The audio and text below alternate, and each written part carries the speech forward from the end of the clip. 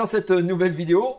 On va parler aujourd'hui des outils d'intégration de contenu. Hein, on a vu qu'il existait tout un tas d'outils qui vont vous aider pour créer votre portfolio, qui sont adaptés en fonction des usages que vous allez mettre en place.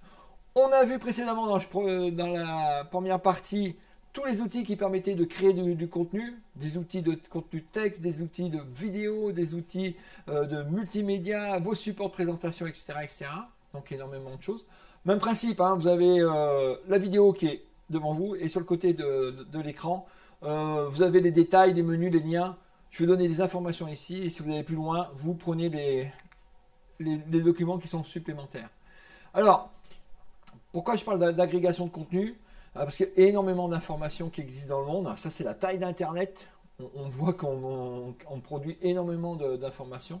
En 15 ans, on a multiplié par 90 le volume d'informations. C'est énorme, c'est gigantesque. D'informations qui sont accessibles. Il se crée énormément d'informations sur Internet. Et donc, il faut des outils pour pouvoir suivre tout ce qui se passe. Pour pouvoir suivre dans la recherche, dans la vie de tous les jours aussi. Mais pour votre travail, on est obligé d'avoir des outils pour suivre tout ce qui se passe. On a vu dans la vidéo, notamment sur YouTube, ils déposent 500 heures de vidéo par minute sur YouTube. C'est un délire. Donc c'est impossible de regarder tout ce qui se passe. Donc il faut un peu instrumenter pour filtrer, récupérer, classer, catégoriser un peu tout ce bazar et que ce soit intéressant pour vous. On est vraiment aussi dans une notion de flux. C'est pour ça que j'ai mis cette infographie. L'information, elle passe tout le temps. Elle a un flux continu qui augmente, qui augmente, qui augmente. Et donc, il faut avoir des outils pour aller capter ça, ce qui nous intéresse, le garder, le stocker à chaque fois dont on aura besoin. Donc, l'idée de ces outils-là, c'est d'archiver, de vous aider à archiver tout ce que vous avez vu. Vous avez vu passer quelque chose. Ah, je vais le mettre de côté dans un endroit qui soit pertinent pour pouvoir le retravailler et ensuite le qualifier. Ensuite, ces outils permettent aussi de faire de la veille. Ah, j'ai vu ça, j'ai entendu parler de ça, j'ai vu telle conférence, tel congrès, telle chose, c'est catégorisé, c'est classé, c'est archivé. Ça va vous aider à faire de la veille. Et enfin, ça va vous aider à exposer votre savoir-faire. Hein. Donc, c'est des outils qu'on va voir aujourd'hui. Vont vous servir aussi bien pour portfolio, dans cette idée-là, mais de façon plus générale, ces outils d'agrégation, hein, donc ça vous permet de garder, catégoriser, d'archiver. Quand vous les catégorisez, vous les qualifiez, ça vous permet de faire de la veille. J'ai vu une conférence qui est dans tel domaine, tel truc, tel que ça. Et le fait de catégoriser, d'archiver, de montrer ce que vous avez vu, de ce que vous êtes, ça va montrer votre savoir-faire aussi. Et d'exposer votre savoir-faire. De faire des catégories, des listes de choses qui vous ont intéressé, ça montre que vous avez vu ces choses, vous êtes capable de les qualifier, de les comprendre normalement. Et donc ça met aussi en valeur votre savoir-faire par rapport à tout ça. Donc sur Internet, première chose qu'on peut utiliser, c'est pour catégoriser les contenus qui existent sur Internet. Ils existent par une URL. Chaque page sur Internet a une URL qui commence par HTTP ou HTTPS, quelque chose derrière. Ça qualifie l'objet. Alors la première chose qu'on peut faire, c'est la qualifier avec les favoris ou des bookmarks. Un gestionnaire de favoris, de bookmarks, vous avez ça dans tous les navigateurs. Donc, je vous propose de catégoriser ça en fonction de votre domaine personnel, de votre domaine de recherche, des choses comme ça. Ce qui est du ressort de la biblio, ce qui est du ressort des conférences, ce qui est prospectif, etc., etc. Donc déjà, au sein de votre navigateur, vous pouvez archiver tout ce que vous consultez. Le qualifier, parce que vous avez l'historique qui garde tout ce que vous êtes passé. Mais là, ça va plus loin parce que vous pouvez catégoriser, faire des sous-catégories, des choses comme ça. Ce qui est intéressant aussi, par exemple avec Chrome, vous pouvez partager ça sur votre profil entre vous, pour vous déjà. Personnaliser vos favoris, les partager sur n'importe quoi sur votre profil. Donc dès que vous connectez sur un ordinateur, sur Chrome, pouf, vous avez toujours les favoris qui vont apparaître. Les sites de bookmark aussi sur les autres navigateurs, vous pouvez avoir le même principe. Ça, c'est super important de faire comme ça. Donc ça permet, là aussi on retrouve un peu les 3 points, d'archiver ce que vous avez consulté, de faire la veille. Par exemple, moi je catégorise les conférences, c'est quand la prochaine, c'est quand la machin, etc. Et d'exposer votre savoir-faire, ça un peu moins. Donc sur les bookmarks, ça, j'archive ce que vous avez consulté. Alors quand je dis archiver, c'est pas le mettre de côté, c'est aussi le qualifier, hein, des choses comme ça. Et quand c'est qualifié, donc on a fait un peu de la veille, c'est un peu plus loin. Mais là, sur les bookmarks, c'est que pour vous, c'est quelque chose qui est personnel, vous ne le partagez pas, hein, à part les envoyer par mail ou des choses comme ça. Ça reste sur votre ordinateur. Alors vous avez des dispositifs. Alors, il y en a plusieurs, hein, j'en ai mis plusieurs. Il y a Digo, il y a d'autres dispositifs. Vous irez voir dans le cours à côté, qui vont vous permettre d'aller un poil plus loin en partageant vos bookmarks ou même en créant des bookmarks collaboratifs.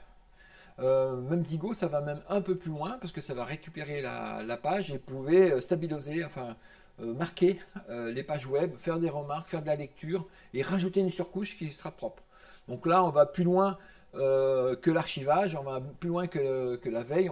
Vous pouvez écrire votre propre surcouche, soit personnelle, soit collaborative. Donc c'est un outil, c'est Digo qui fait ça. Ça c'est intéressant. J'ai mis les tutos sur le côté du cours. Et encore un poil plus loin, vous avez des outils comme qui sont plus dédiés à la veille, à l'archivage. On va plus pouvoir catégoriser tout ça. Vous avez Pinterest, Scoopit, Pearltree, qui est des outils d'agrégation. Vous avez aussi un outil un peu spécifique qui s'appelle Dynalist, hein, qui est au départ pas fait pour ça, mais on peut dévier, qui pourra permettre de créer des listes dynamiques de mode collaboratif. Pearltree, c'était un site français qui, avant, graphiquement, on pouvait faire des liens comme des cartes conceptuelles avec les URL. Bon, maintenant, ça s'est un peu assagi, c'est juste, enfin, c'est juste. Vous pouvez catégoriser les liens, mais de façon de catégoriser, faire une exposition de ces liens-là. Et donc là, dans ces outils-là, on va un poil plus loin sur l'exposition de votre savoir-faire. Hein, c'est pour ça que j'ai mis ce petit pouce. La valeur ajoutée par rapport à Digo, les autres sites de bookmark collaboratifs en ligne, c'est que là, c'est presque même des sites plus dédiés à la veille et à l'exposition de votre savoir-faire. C'est des sites vraiment des outils vraiment intéressants pour montrer ce que vous faites, pour partager votre veille, pour partager les liens que vous avez trouvés, pour les garder pour vous, mais aussi pour partager à une communauté ou aux gens qui vous suivent. Alors la communauté, ça peut être les gens du labo, ça peut être les gens de l'université, ça peut être les gens dans votre domaine de recherche, ça peut être tout Internet. Là aussi, c'est vous qui allez définir l'exposition que vous donnez à partir de ces outils-là. Donc là, l'idée, ces outils-là, c'est tous ces outils-là, c'est tout ce qui tourne autour de la gestion des adresses Internet, des URL. Donc il y a énormément de choses à faire. Le plus simple, c'est le gestionnaire de favoris. Et les plus avancés, c'est des outils comme Pearltree ou Scoopit. Plutôt Pearltree d'ailleurs. Autre façon d'agréger les contenus, les cartes mentales. Vous pouvez créer des cartes mentales. Je vous en ai mis une dans le cours, qui présente le cours. Donc vous avez un outil qui vous permet de faire ça. C'est FrameMap. Donc j'ai mis les liens et les tutos à côté là. Qui vous permet de créer des cartes mentales. Donc je ne sais pas si vous avez l'habitude de ces outils-là. Si vous créez des liens entre les notions, les concepts que vous voulez mettre en place. Donc c'est à vous de vous de le faire. Par exemple, là j'ai mis la carte mentale qui présente la cartographie du cours que vous êtes en train de suivre avec moi.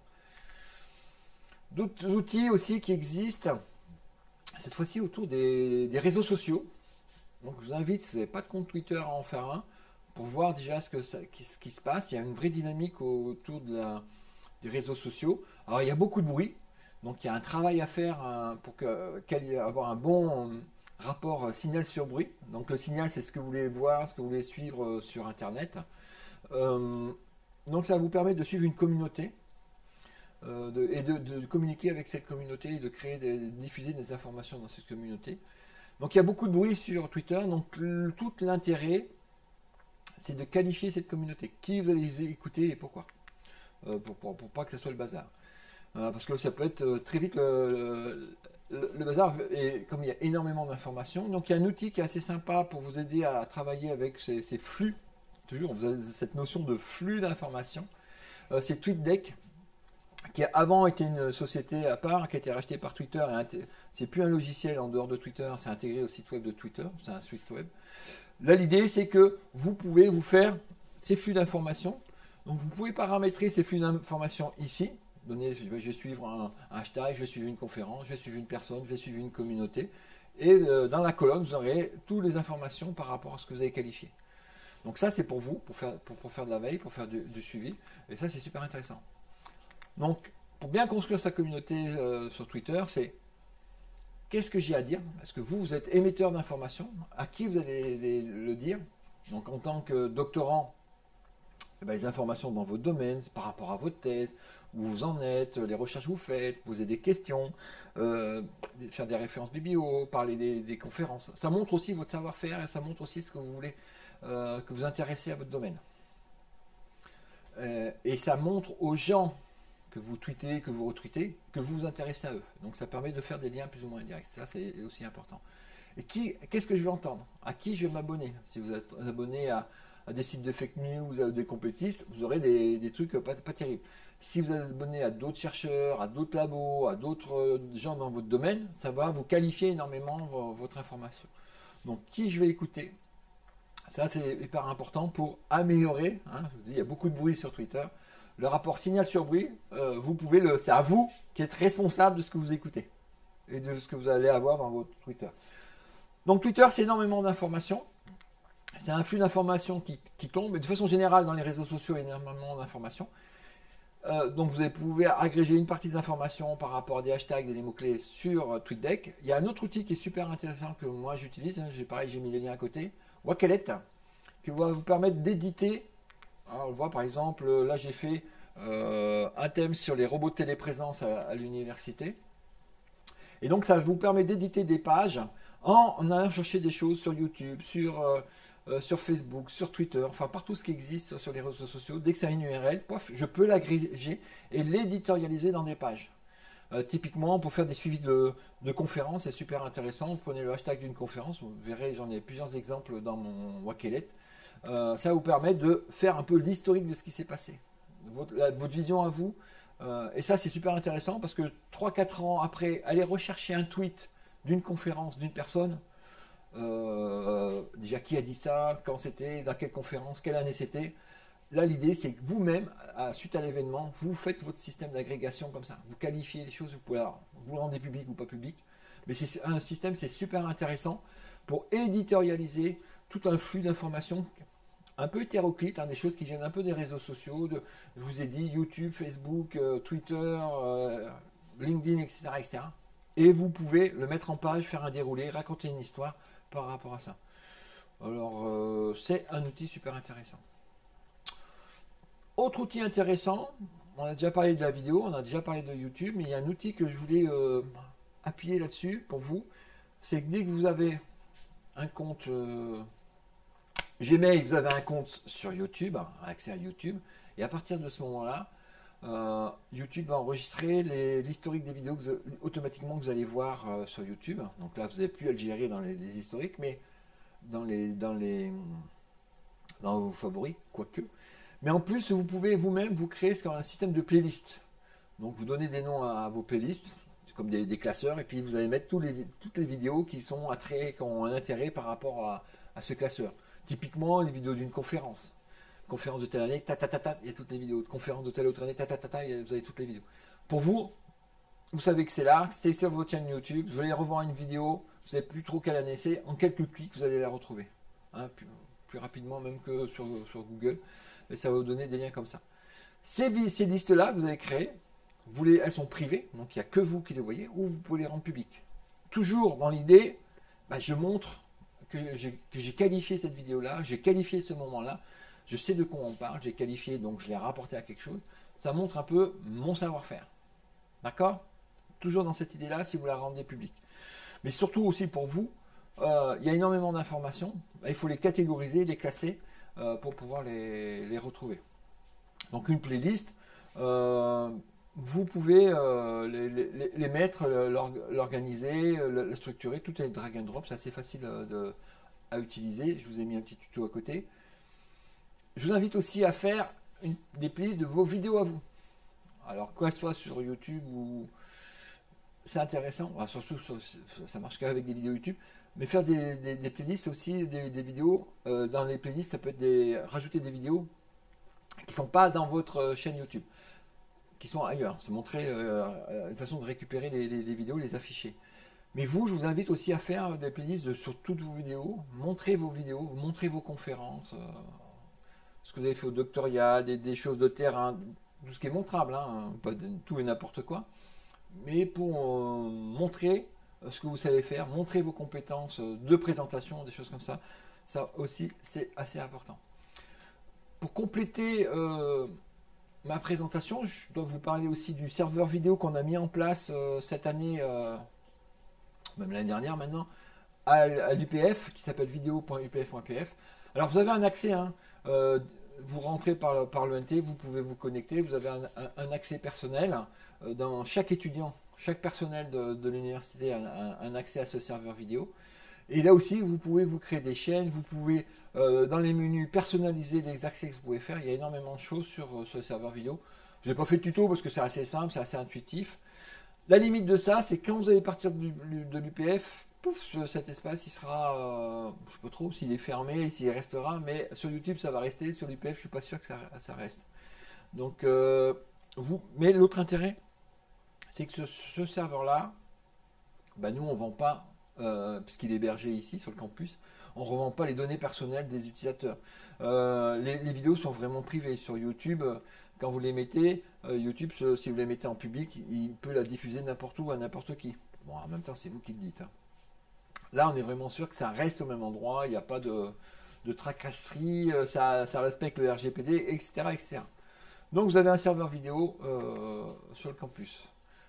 Autre outil d'agrégation un peu particulier, c'est Zotero, qui vous permet de faire de l'agrégation de toutes les références biblio qui existent sur Internet. Ça, ou qui n'existent pas sur Internet, que vous pouvez rentrer à la main. Donc Zotero, avant c'était un plugin qui se rajoutait sur uniquement Mozilla. Maintenant, c'est un logiciel que vous pouvez installer partout sur tous les OS. C'est l'outil indispensable pour gérer votre bibliographie. C'est l'outil indispensable pour gérer votre bibliographie. Donc, allez chercher tous les liens, les choses comme ça qui existent. Vous avez même des petits modules. Regardez dans les tutos que j'ai mis en place. Ça, vous tapez une URL et automatiquement, ça va vous faire la bonne référence bibliographie, le catégoriser, etc., etc. Vous pouvez partager votre recherche biblio, soit au niveau du labo, soit avec d'autres doctorants. Mais ça, c'est aussi un outil indispensable. Donc, il va faire l'agrégation de contenu. Voilà, on a fait un panel assez énorme de tout ce qui existait, du potentiel de ces outils-là. À retenir, je qualifie, je montre ce que j'ai qualifié. Enfin, j'ai vu, je qualifie et je peux montrer ce que j'ai qualifié. Ça permet de faire ça. Vous n'êtes pas obligé d'utiliser tous ces outils-là. C'est à vous de voir, définir. Voilà, moi je suis plutôt comme ça, je suis plutôt comme ça, je réfléchis plutôt comme ça, etc. Mais je vous ai donné une liste assez intéressante d'outils, de façon, une petite démarche introductive, comment faire ça, comment le gérer. Et ça sera important pour la constitution des contenus de votre portfolio, de tous les éléments qui viennent en dehors de ce que vous faites, plus ce que vous faites. Voilà, c'était tout pour les outils d'agrégation.